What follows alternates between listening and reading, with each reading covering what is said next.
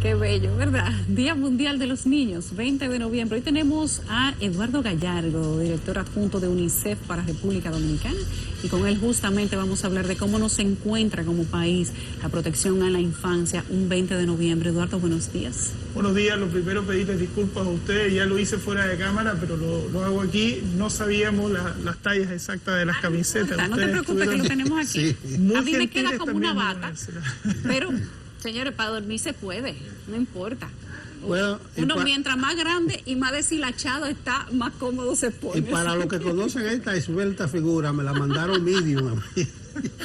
A Nelson no le entra la Buenos días, Eduardo, buenos días, ¿cómo está usted? Caramba, qué gran día, qué gran fecha. 31 años de la Convención sobre los Derechos del Niño. Así es, 31 años. Un aniversario más de un instrumento. Fíjense, yo siempre lo digo, pero nunca está de más decirlo, este es el instrumento de derechos humanos, el tratado internacional más ratificado en el mundo. Todos los países, absolutamente todos, salvo Estados Unidos, han ratificado la Convención Internacional sobre Derechos del Niño. Es prácticamente una ley universal, es prácticamente la primera ley universal, ¿no? Y por lo tanto es un momento de festejo cada vez que se cumple un aniversario desde que la Asamblea General ratificó la Convención. Mira, Eduardo, esos derechos tienen un decálogo. ¿Cuál es la importancia de dar a conocer esos derechos? Y si podría enumerarnos un par de los más importantes. A ver, la importancia en realidad de la Convención es que es un instrumento por el cual los países se comprometen. Es un instrumento legal por el cual los estados dicen vamos a cumplir con esto. Depende de su capacidad de desarrollo y una serie de cosas, pero eso es lo más importante. Los estados se van a comprometer a cumplir este decálogo, como usted bien dice, de derechos. Ahora, es muy complejo esto de decir, y siempre me preguntan, ¿cuál es el derecho más importante? Por supuesto que hay derechos fundamentales, el derecho a la vida, el derecho a la educación, etcétera. Pero cuando se viola un derecho de un niño, de una niña, de un adolescente, en realidad se están violando todos los derechos. Uno no puede ver los derechos de los niños de manera separada. Uno no puede decir, sí, estamos cumpliendo con el derecho a la salud, pero no estamos cumpliendo con el derecho a la educación, pero sí el derecho a la salud. No. O sea, tampoco al revés. O sea, un niño no puede estar enfermo, pero bien educado. O sea, necesitamos que integralmente se cumplan esos derechos. Eduardo, cuando hablamos de que se cumplen de manera íntegra los derechos, me gustaría preguntarte cómo se cumplen en República Dominicana y cómo estamos en el país en materia de protección infantil, a pesar de que cuando hablamos de leyes en favor de los niños todos estamos de acuerdo, de que cuando hablamos de inversión en favor de la niñez todos estamos de acuerdo, pero de la palabra al hecho hay un camino interesante. ¿Cómo lo está haciendo República Dominicana? Usted me pregunta antes de la pandemia o después de la pandemia. Creo que las cosas hay que mirarlas también con esa perspectiva. República Dominicana está dentro del contexto de América Latina en materia de cumplimiento de los derechos de los niños y de las niñas. Esto es temas en los que se ha podido avanzar más. Pensemos, por ejemplo, temas referidos a salud básica, que en general en América Latina desde el año 1989 se ha avanzado muchísimo. Temas en los que se ha podido avanzar menos. En particular, República Dominicana tiene algunos temas que llaman la atención cuando uno los compara con América Latina y dice, bueno, en otros países que tienen capacidades similares a la de República Dominicana, llama la atención la mortalidad neonatal, que es muy alta si la compara uno con el resto del continente. Llama la atención el matrimonio infantil, por supuesto, que es mucho más alta que el promedio del continente. Llama la atención la calidad de la educación, teniendo relativamente similares capacidades de cobertura en general de la educación en América Latina. Sin embargo, el tema de la calidad de educación, que no estoy diciendo nada que no se sepa, es un tema que realmente debe llamar la atención de la ciudadanía. Sí, pero vamos a ver antes y después de la pandemia, porque en 2019 la tendencia de las muertes neonatales y maternas era a la baja. ¿Ustedes tienen algo actualizado al respecto? A ver, la tendencia efectivamente era a la baja, esa tendencia se rompió, ¿no? Porque sobre todo en marzo, abril, mayo, muchos de los servicios estuvieron cerrados, consultas prenatales que no se implementaron. La tendencia a la baja también era el resultado de un trabajo que se venía haciendo con los hospitales para cumplir ciertos estándares básicos de atención a las embarazadas y al parto. Ese trabajo, por supuesto, se vio muy afectado por la pandemia y eso significó un retroceso. Todavía no sabemos exactamente, porque los números finales hay que esperar hasta fin de año. Y ahora ha habido un esfuerzo muy importante. De hecho, estuvimos nosotros hace algunos días con la señora vicepresidenta de la República, que encabeza el Gabinete de Salud justamente para ver cómo se volvía a retomar, cómo se intensificaba más que retomar, porque ya estamos retomando hace un rato, todo el trabajo con el sistema de salud, precisamente para retornar a esa tendencia, que era una tendencia además histórica, nueva, ¿no?, en República Dominicana. Y digo nueva porque hasta el año 2018 prácticamente no se había movido la mortalidad neonatal y la mortalidad materna en el país, y a partir de fines del 18 y 19 empezó a reducirse nuevamente. Nos vino la pandemia, perdimos buena parte del avance que habíamos tenido, pero ya sabemos cómo hacerlo. Podemos volver a reducir la mortalidad materna y neonatal. Hoy nosotros estamos prácticamente celebrando que hemos aprobado, al menos en la Cámara de Diputados, la prohibición del matrimonio infantil. Uno de los derechos que tienen los niños también es a tener protección de parte del Estado, y esa protección implica también no permitir que adultos, personas que le quintuplican la edad, no abusen de ellos. Y el matrimonio infantil es un abuso de la niñez, de la inocencia, de la infancia. ¿Cómo y desde qué punto de vista ven ustedes el logro de que se haya aprobado y cómo se ha manejado en los años anteriores? No sabemos si a partir de la aprobación las cosas vayan a cambiar, porque hay un aspecto de cultura, pero desde UNICEF, ¿cuál es el análisis que se hace? A ver, yo siempre digo, cuando uno va a los medios de comunicación, cuando habla con la gente, hay una sola voz en torno al matrimonio infantil. Todos estamos de acuerdo en que hay que eliminarlo, ¿no? De esto hemos hablado en este mismo programa alguna vez, hemos hablado en muchos medios de comunicación. En general, todas las personas con las que uno conversa están de acuerdo que tiene que eliminarse el matrimonio infantil.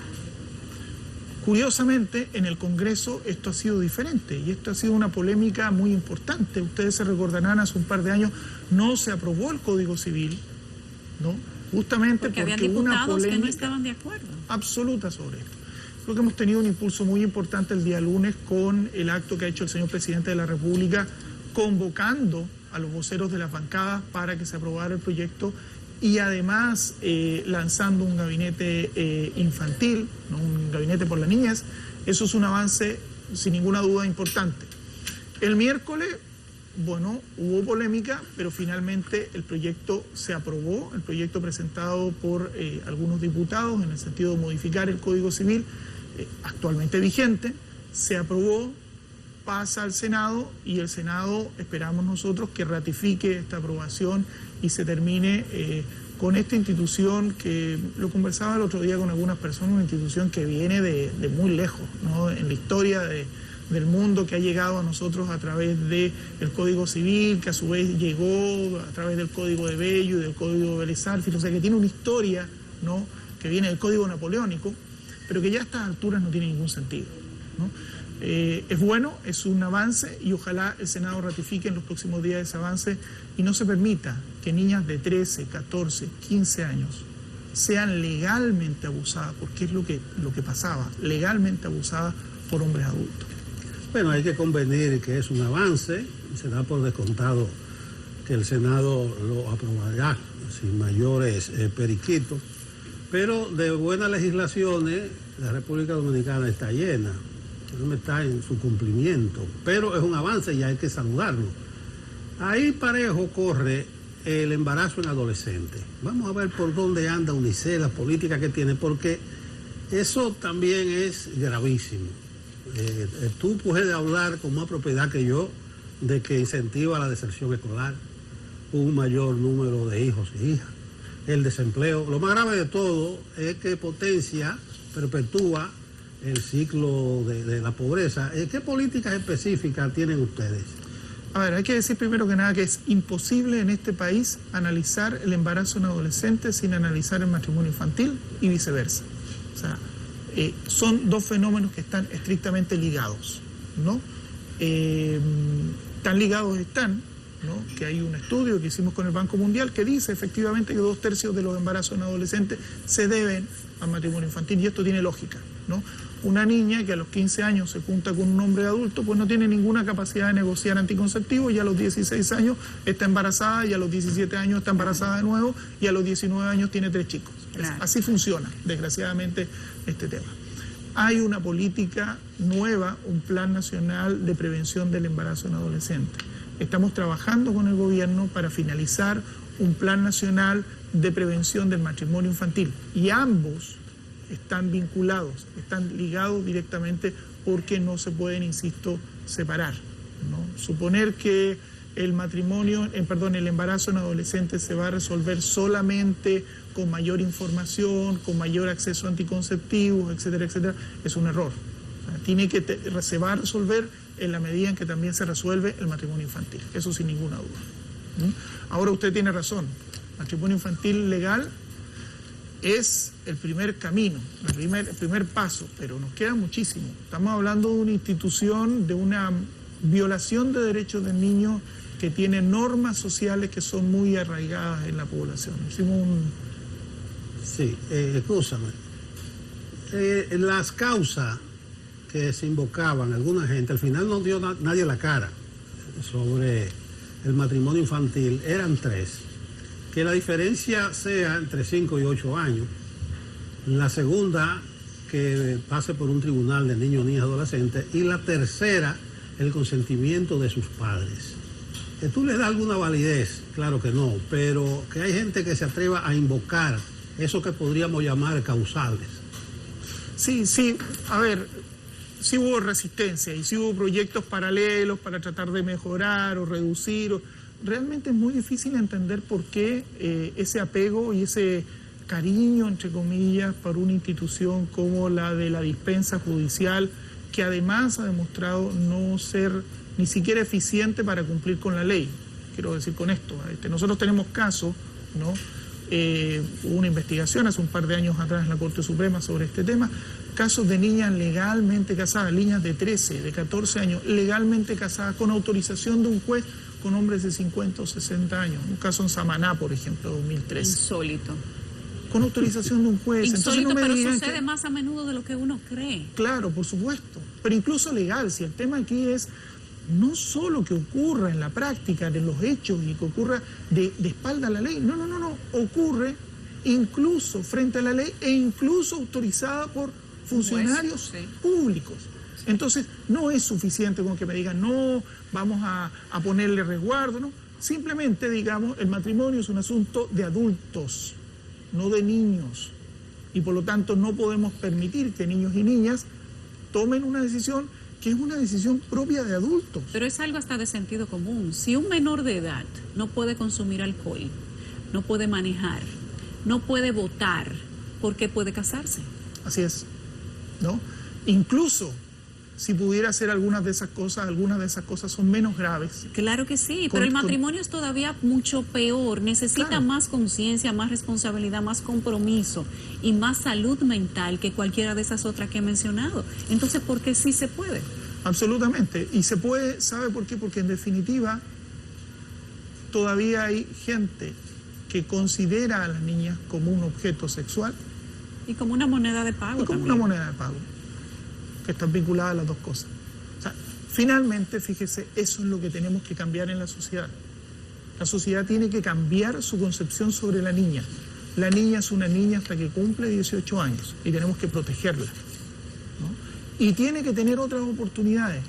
Le iba a señalar yo recién un estudio que hicimos hace poco sobre comportamientos, actitudes y prácticas respecto al matrimonio infantil. Me he quedado dando vuelta un dato. El 93% de las niñas, desde los 16 años hacia arriba, creen que lo más importante que tienen que hacer en la vida es casarse y ser buenas madres. Cuando uno pregunta, bajo los 16 años, lo más importante es ser doctora, es ser maestra, es ser... Cuando uno le pregunta a los niños de cualquier edad, lo más importante es ser enfermero, doctor, periodista, bombero, menos eso. Nadie diga que no sea importante ser una buena madre y una buena esposa, pero no tiene que ser lo más importante, porque si es lo más importante a los 16 años, entonces lo van a querer hacer. Y si además la sociedad le dice, no importa, hágalo nomás, ¿no? Hasta legales, pues entonces lo van a hacer. Entonces, eso tenemos que cambiarlo. Tenemos que llegar a que al día en que nos diga una niña de 17 años, sí, mire, ser madre y esposa puede ser importante, pero yo quiero ser maestra, yo quiero ser enfermera, yo quiero ser doctora, ¿no? Antes de ayer me hacía una anécdota el doctor Jotin de Asua, y la anécdota era la siguiente: él es ginecobstetra en el hospital de Barahona. Él le tocó atender una niña, lo llamaron por emergencia, una joven que estaba dando a luz su segundo embarazo y se había complicado en la labor de parto. Cuando llega, la niña tiene 14, 15 años y va a su segundo parto. Resulta que haciéndole el historial, ve que a los 11 años quedó embarazada. Pero cuando va a buscar quién es la pareja, es un hombre de más de 40 años. Cuando ella tenía 11, él tenía 40. Y eso estuvo permitido, y eso la familia lo vio, no sé si como normal, pero permitido. ¿Cómo puede un hombre de 40 y pico de años embarazar a una niña de 11 años y que no esté preso? Es terrible, es absolutamente inaceptable. Bueno, como usted decía, hay que trabajar mucho en las leyes, hay que cambiar muchísimo en las leyes.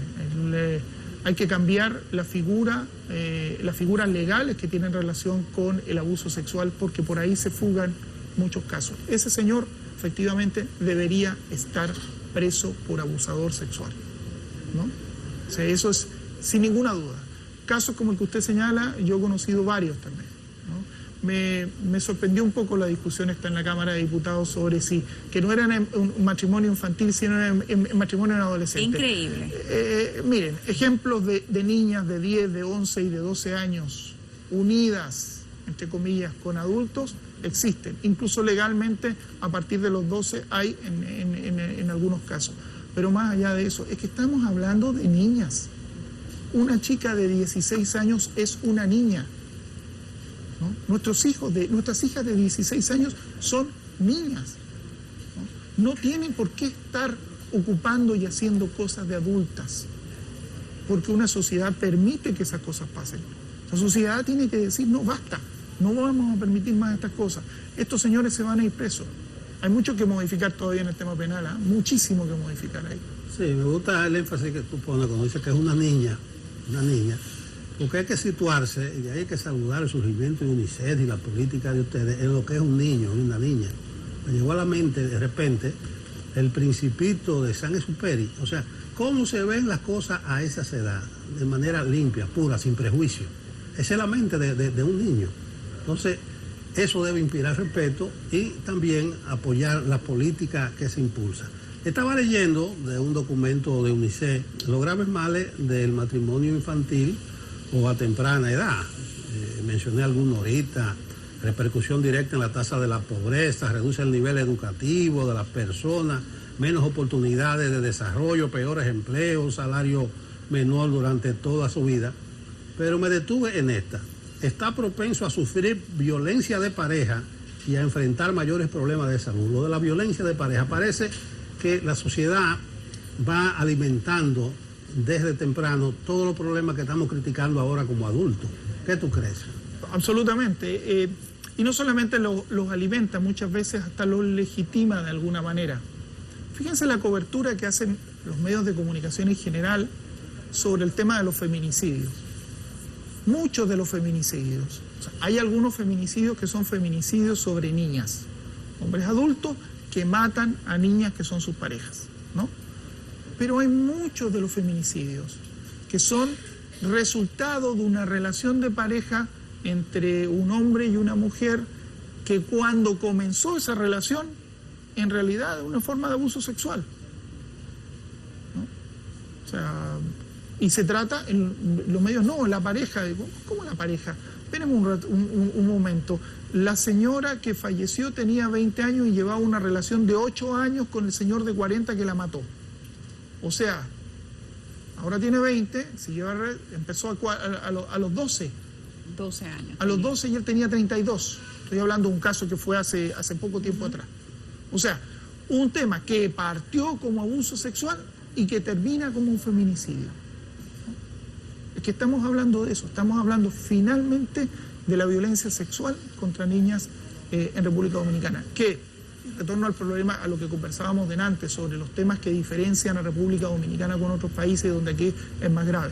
El tema de la violencia sexual y de la violencia sexual contra niñas en República Dominicana es un tema grave. Matrimonio infantil, abuso sexual, embarazo en adolescente, explotación sexual, ¿no? Son temas que realmente el país va a tener que seguir abordando en los próximos años y cada vez con más seriedad y con más preocupación. ¿Cuáles son nuestros principales retos? Ya tú has dicho que tenemos que abordar todos esos temas, pero ¿desde qué punto de vista, de qué forma? Nosotros ya con una ley posiblemente aprobada podemos afrontar esos grandes frentes que tiene el país. Mire, la ley es un buen principio, pero es un principio. Falta aquí muchísimo por hacer. Falta muchísimo por hacer porque finalmente los temas de violencia contra las niñas obedecen a normas sociales y lo que hay que modificar son esas normas sociales. Son normas sociales no solo sobre el matrimonio, no solo sobre la concepción de lo que una mujer debe ser en una sociedad y el rol que debe jugar en la sociedad una niña, sino también sobre, en general, cuál es la manera en que nos relacionamos, las relaciones de género que existen. O sea, somos una sociedad, tenemos un problema de violencia de género. Tenemos feminicidios muy altos, tenemos un matrimonio infantil. Usted que ha andado por la calle, mi hija me lo decía cuando estaba... Yo le voy a contar una cosa personal. Una vez mi hija me dijo, se fue a estudiar a Buenos Aires, Argentina, por cuestiones de universidad, etc. Me dijo, mira, papá, he hecho mucho de menos República Dominicana. De hecho, su novio es dominicano, ¿no? He hecho mucho de menos República Dominicana. Pero lo que no he hecho de menos es andar por la calle. Porque cuando ando por la calle, allá, me dicen cosas, me miran, me acosan. ¿No? Eso no puede pasar. Un tema cultural. Claro. Y educativo, además. Y cuando cambiemos esas cosas, podemos empezar a cambiar el matrimonio infantil, vamos a haber reducido los embarazos en adolescentes, vamos a haber reducido también los feminicidios. Porque hay una cuestión ahí del cambio de conductas, de actitudes, de respeto, de cosas que tienen que ser diferentes. Y le miro a usted porque estoy seguro que usted también lo ha sentido en la calle. Darwin, finalmente, una pregunta cuya respuesta es una obviedad. La gente va a decir lo contrario. Hay un nuevo gobierno, nuevas autoridades. Se supone que hay continuidad de planes, proyectos, programas. A veces en República Dominicana eso no funciona así por la rebatiña política. Darle una valoración de lo que tú has visto de las nuevas autoridades. Es una obviedad. No, a ver, creo que les ha tocado entrar en un momento muy difícil. Y yo creo que eso es una cuestión objetiva que tenemos que reconocerlo todas y todos. Lo conversaba con un viceministro, no voy a decir cuál, que es vecino mío, me hacía la misma pregunta, ¿no? Y como somos vecinos, nos conocemos, me decía, ¿tú qué opinas? Decía, mira, a ustedes les ha tocado una cosa muy difícil, porque les ha tocado entrar a resolver problemas que no habíamos tenido nunca, y en muy poco tiempo, y con muy poco margen para equivocarse, ¿no? Creo que desde esa perspectiva han tratado de hacer el mejor trabajo posible. Como UNICEF hemos estado colaborando y me consta todas las agencias de Naciones Unidas colaborando para que se haga lo mejor posible dentro de esas dificultades. Pero es complejo. Pensemos en el Ministerio de Educación nada más. ¿Cómo armar, cómo parar una estrategia en 2 o 3 meses? Una estrategia que tiene que implicar 1.500.000 estudiantes o 600.000 estudiantes. Es complejísimo. Es realmente difícil. Yo ahí no voy a hacer un comentario de las altas autoridades, que sí, tengo que decir que por supuesto que lo han hecho bien. Es decir, hay técnicos y técnicas, hay funcionarios de nivel medio que han estado, y me consta, trabajando día y noche, todos los fines de semana, tratando de resolver los problemas en la práctica, que son enormes. Y eso me parece que hay que valorarlo. Uno siempre habla de las autoridades y se olvida que quienes implementan esas acciones son funcionarios y funcionarias públicas, ¿no? Que muchas veces decimos, no, que no trabajan. Yo estoy en mi país, en cualquier país del mundo. Hemos visto en este tiempo funcionarios y funcionarias que se la han jugado, que se han arriesgado y que han hecho el mejor trabajo posible. Y eso hay que reconocerlo también. Eduardo, gracias por habernos acompañado el día de hoy. Un día importante para UNICEF, Día Mundial de los Niños. Que este sea un buen día para ustedes y que podamos seguir trabajando en favor de una sociedad y de una niñez que todavía es muy desprotegida en nuestro país. Muchísimas gracias a ustedes y prometo que van a tener el polocher que corresponde. No, este está bien. Para bata está bueno, no te preocupes. Y a Nelson para que se motive. Vale, te mandamos uno grande. Sí, no, para que me llame. Nelson, tú te lo mides cada 15 días. Nelson, yo he hecho eso muchas veces y digo, no voy a cambiar esta camiseta, voy a tratar de bajar de peso. Eso no funciona. Pero No lo que vale es la intención de ustedes, traernos a nosotros eso, precisamente en este Día Mundial de los Niños.